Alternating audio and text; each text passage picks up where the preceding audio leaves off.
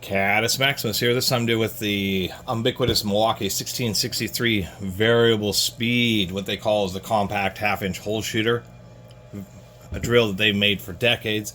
As a matter of fact, they've even made this variable speed one, I think since the late 90s. You can look up the serial number. There's only ever been one, a 913A series, and so the last time they even revised documentation was like 2008. But that isn't when they first released a product. So you can only get within 5-10 year ranges when it comes to Milwaukee tools. Kind of depends on how many revisions of the tool there are. Since this was already based on the well-established compact hole shooter, there are never any revisions. They just used a dial speed control mechanism that I think they had in some Sawzalls, which is the big claim to fame. You always know this drill. Well, I shouldn't say you always know this drill because it's the rarest, I think, of all Milwaukee half-inch drills. Very few people bought this mixing-specific version because the damn thing was like $250 25 years ago. I don't think they still sell it. The prices are kind of all over the place. They don't show up on eBay very often at all. But for me, I actually got this at a garage sale, if you can believe that. End of the day, saw a sign, and on one side of the road it was like east whatever, and then it was just, you know, east Main Street, and on the left side of the road it was Main Street. So I took the wrong turn. It just was a bright sign, said garage sale Main Street, and so I just took a right, went down about 3 blocks where the street teed off, and then realized, oh, I saw the sign that said East Main, and so I need to turn around and look down the street, and it was an obvious garage sale, a bunch of stuff out in the driveway. And I went down there. It was an impromptu one that I didn't even really intend to go by. They had a few tools, quite a bit of stuff. They had some real heavy-duty air stuff with 3/4-inch hoses, like big air polishers or air sanders. It was like an old lineman. It was obvious because there was a bunch of power pole climbing gear. It looked like tree climbing gear, except for there was a whole bunch of Klein bags. There was some GTE branded stuff, so it seemed like the guy was a former lineman for GTE. I don't even think GTE is around or has been around for a while. And so I kind of thought, well, this seems like a little bit more modern of a Milwaukee because it has instead of the square handle, it has the longer, kind of more rounded handle that they've been putting on the whole hog and that type of stuff. But it actually, learning about it, he could have bought this thing 20 years ago and just didn't use it much. It just looks like it's done a little bit of drywall or paint mixing. Pretty overkill for what it seems like this drill was used for. Triple gear reduction, 450 RPM, 7 amp motor, so the same as the Milwaukee 1660. It's just that we have a dial variable speed, but not a variable speed trigger, kind of like unlike the DeWalt DW130V, which has a variable speed trigger. The purpose of this Milwaukee is simply as a mixing drill. So people who are familiar with these quartered compact hole shooters know they have a square handle and it's just bolted to the bottom of the drill. So you're holding it like this. And they had various speeds. There were 600 RPM ones, there were 900 RPM ones. But the 450 was really the big boy and the reason you got this drill. And so in my experience, almost or most of them are indeed the 1660 series. So they just called this 1663 because it has the variable speed. Otherwise, it's the very same motor. But they put this extension, which is actually more familiar with like the 3/4-inch drills. This extension and the longer handle, since it was intended for mixing. They know people were not going to want to deal with the pipe handle. Of course, they can still take the pipe handle. It was actually intelligent design, so they just put on an extra long trigger handle so that you can just immediately grab it and do the mixing. And that was the purpose of the dial variable speed. It does not have a trigger lock. It has this really weak reverse switch, which is super criticized. This reverse switch often has issues because it is just like a little simple off-the-shelf just electrical switch that's used in a variety of electronics. So the switch can easily be replaced. You know, when I open this handle up, you'll see, but it's like a real common switch, and it just gets contaminated really easy. And people really criticize Milwaukee for that. But nonetheless, and I was going to mention no trigger lock, which is really disappointing for something that's supposed to be used for mixing. Nonetheless, the idea is that you grab the trigger, adjust the speed for what you want, and then continue your mixing duty. And using the dial to maintain a specific speed rather than having to worry about, you know, holding the trigger in a particular position. But once again, cheesy reverse switch, which is disappointing, and no trigger lock, which was disappointing in this situation where it really needed one. It says that it's load sensing, but it's pseudo load sensing. There's lots of power tools which advertise maintain speed or adjusts power levels depending on load. So like on routers, when you start to get into a cut, or a drill when you're starting to put load on it, the electronics are supposed to sense that and automatically increase the power so that the RPM stays the same.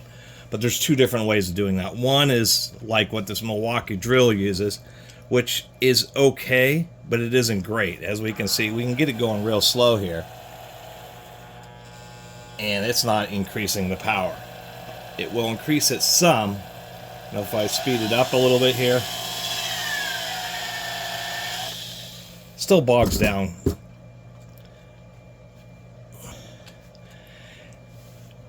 The type of, I'm trying to figure out the best way to explain it, but the type of electronics this uses, when you set a specific resistance level on the dial, it's supposed to kind of detect the voltage, and then when you load it up, there's a big voltage drop, and it's supposed to automatically decrease the resistance. And it works pseudo. It works kinda, but not great.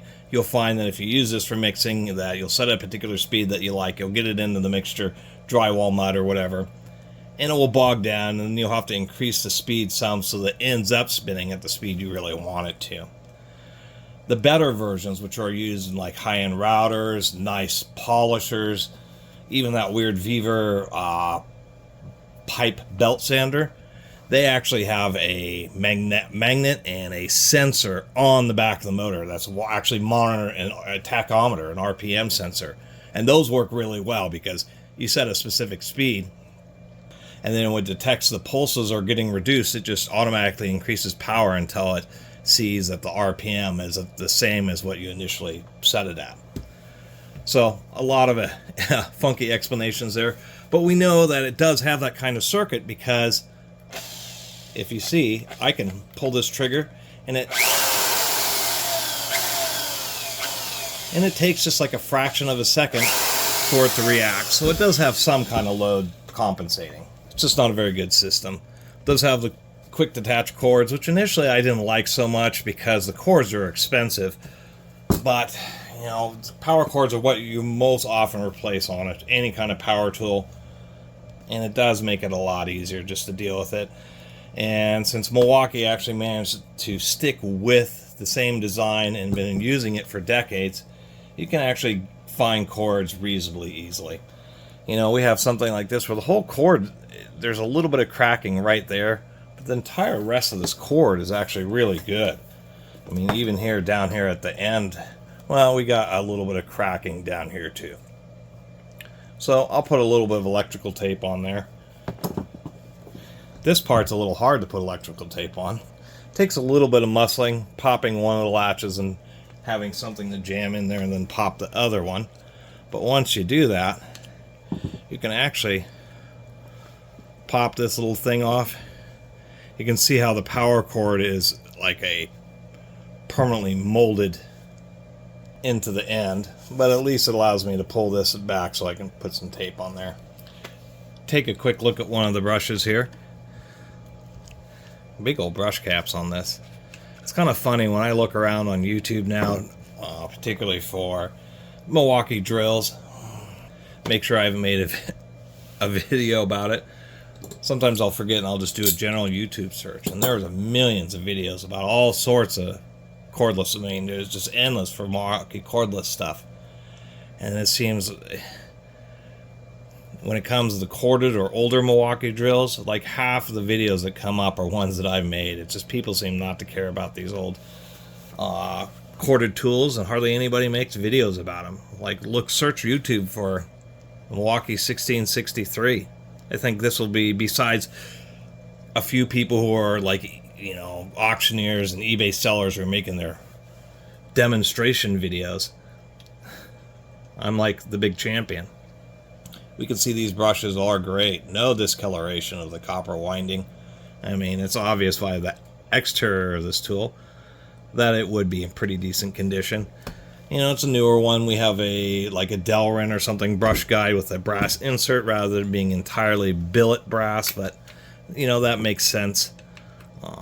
You know, there is some cost cutting.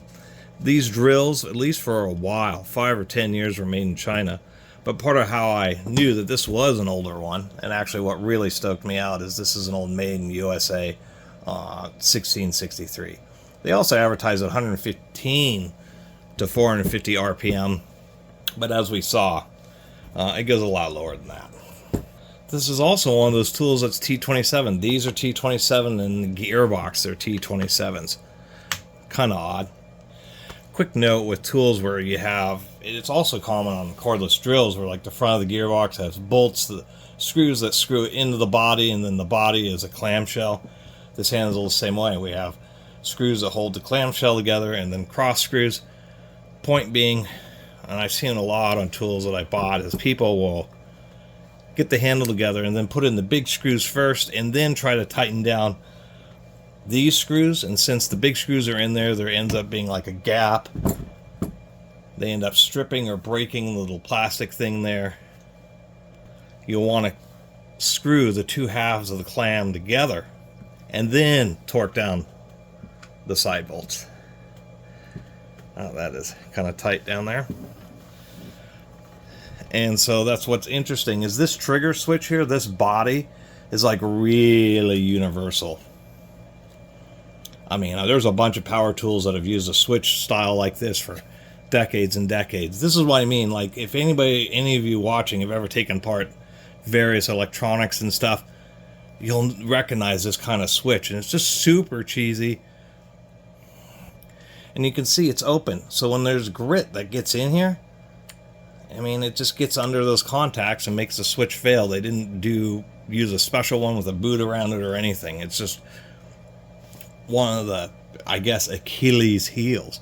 It's the easiest way to say it. So we got a bunch of stuff up here. The triac, the actual transistor that varies the speed, is up in here, and that's just to help, I guess, give it a little bit more cooling. This whole section down here, this is so this is supposedly the whole circuitry that handles the load sensing variable speed, and as we saw I mean, they're not being dishonest. It is load sensing variable speed. It's just not a direct reading or a feedback style. But compared to a lot of power tools, there is some complicated wiring up in this handle, that's for sure. And they have this big old plastic thing here to help provide an extra layer of shielding, so at least that's decent. And you can see they're using the space in this big old handle. PA6 GF33, so 33% fiberglass reinforced nylon. It's an industry standard. Makita was a big purveyor, was one of the few who used a material other than nylon, and that is polycarbonate.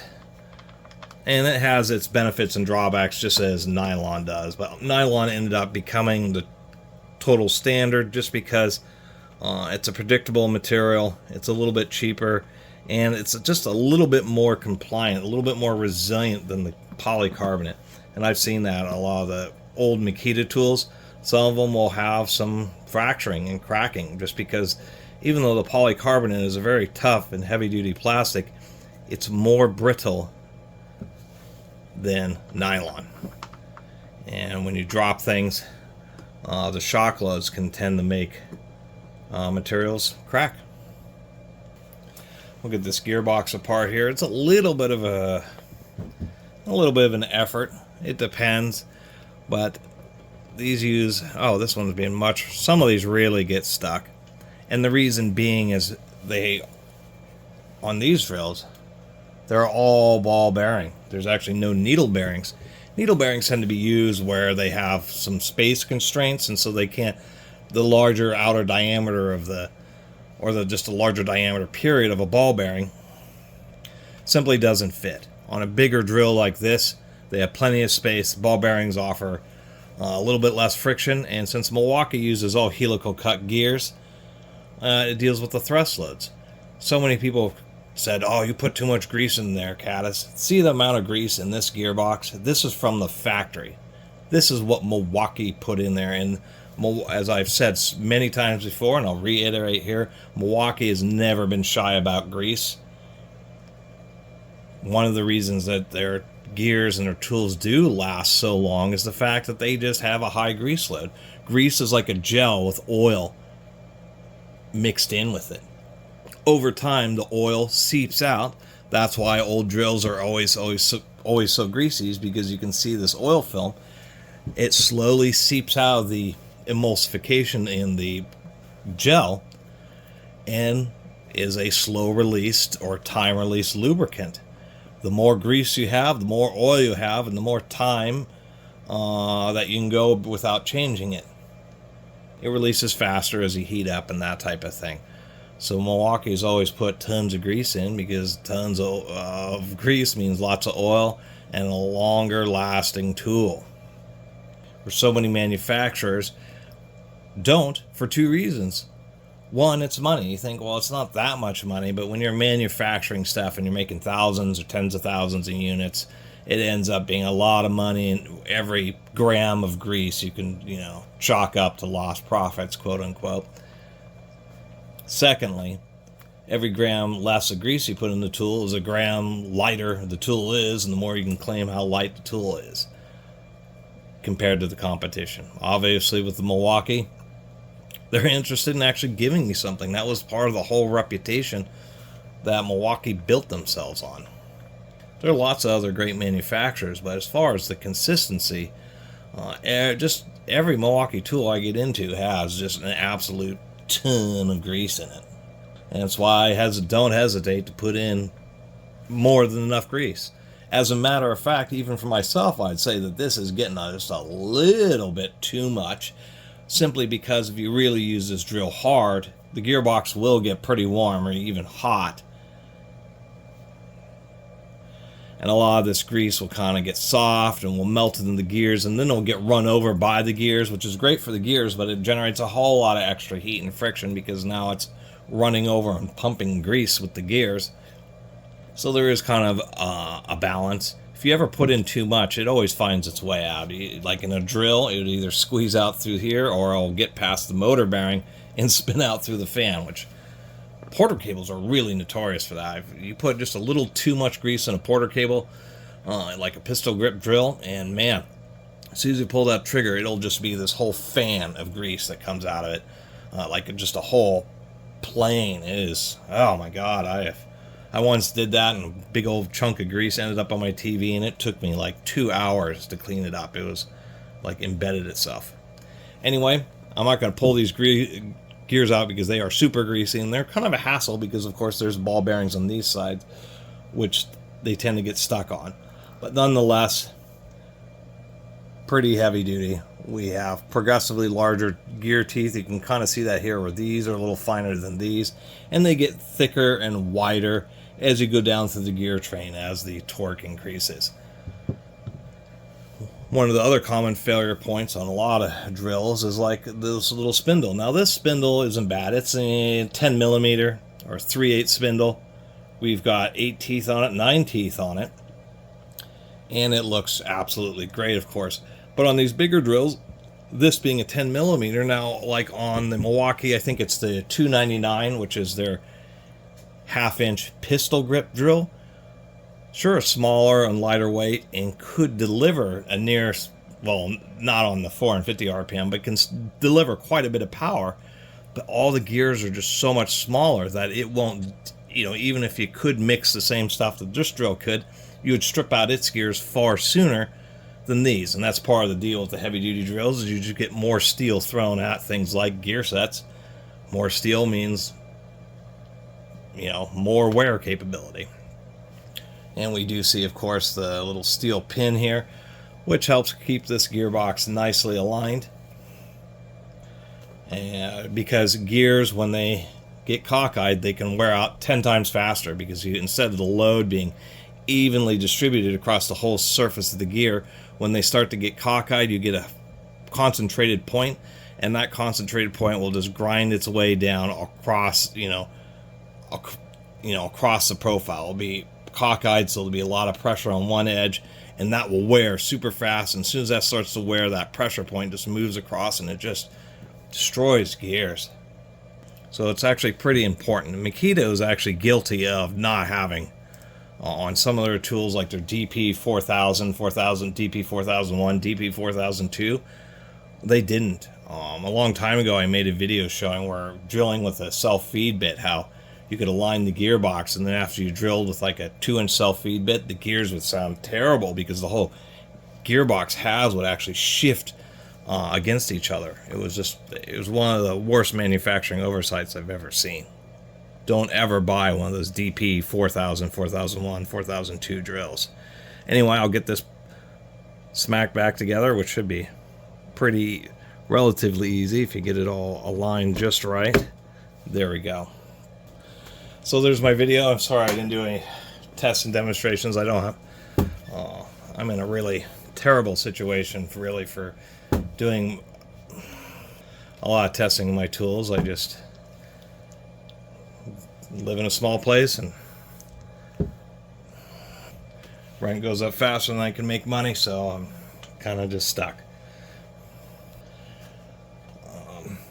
Anyway, this is arguably, it's arguably one of the best half-inch drill Milwaukee made. I mean, there are slightly more expensive ones. There are these oddball, which I did a video about, single-speed whole hogs, which were expensive. They're about as expensive as a regular whole hog.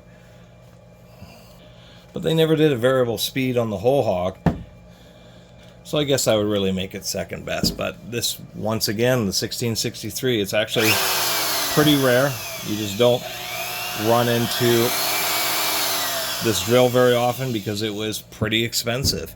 And people would, when they were getting these drills, since it was already, pretty slow, 450 RPM max, on like the 1660, that people just didn't see a need. Why would I want variable speed on something that's already as low as 450 RPM? So a lot of people just weren't able to justify it. So thus, this drill ends up being one of the more rare of the Milwaukee units. Probably about as rare as their 3/4 inch drills. I mean, this is the only one I've ever seen in the wild. I can't believe I found it at a garage sale. I've never seen one at a pawn shop. This has never been stocked at any of the construction supplies, just because nobody has ever really asked for them. And even this one, judging by the fact that it's an old American made one, that could be 20 years old, 25 years old. I mean, knowing that it's made in USA, it's going to be at least 10 years old. And the very small amount of wear that's on it kind of is evidence that it really wasn't necessary. But nonetheless, I still think it's pretty cool to have what is really a Milwaukee 1660 compact super hole shooter that is the variable speed version. And a long time ago, and there's my videos on YouTube, I do have one of the regular 1660 with the short handle, so it's kind of nice to have this go along with it. And I'll finish off with a quick explanation. People would say, well, the little pistol grip half-inch drill has an 8-amp motor. Why does this big one have a 7-amp motor? And the motor itself is so much larger, not much longer, but a lot more diameter, and that's just the simple fact that it's made to do heavier duty work. With the same amount of wattage going through a motor, one that has more mass and more diameter has more, well, the mass has, I should say, it has more mass to handle higher heat soak, and then the increased surface area means that it's able to get rid of more heat. And so the bigger motor in this is just simply that it can operate at higher loads for longer durations of time without burning up or having a meltdown. And that's really the deal. You take a smaller drill that has, on paper, the same amount of power as a bigger one. You have them both do the same task, like mixing mortars and cements, which are really thick and take a lot of power. And both tools will do it, and then 20 minutes later, 30 minutes later, whatever, an hour later, the smaller tool will end up burning itself up. Will start smoking and failing, where the heavier, higher mass tool will just keep on going. So it's just having a little bit of knowledge of what you're really doing, and that's why you want these bigger drills, specifically for mixing, because it's a continuous high load operation, not an intermittent, I'm going to drill a hole through a 2x4. And I'll leave it at that. One thing I did want to say is it is a triple gear reduction, and they are finely machined. This amount of backlash, that's the total backlash, the added backlash from all the reduction levels, is this tiny microscopic amount. I've run into many single reduction gear or single reduction drills that have had more gear backlash than this Milwaukee has through a whole triple reduction. Anyway, see you next time.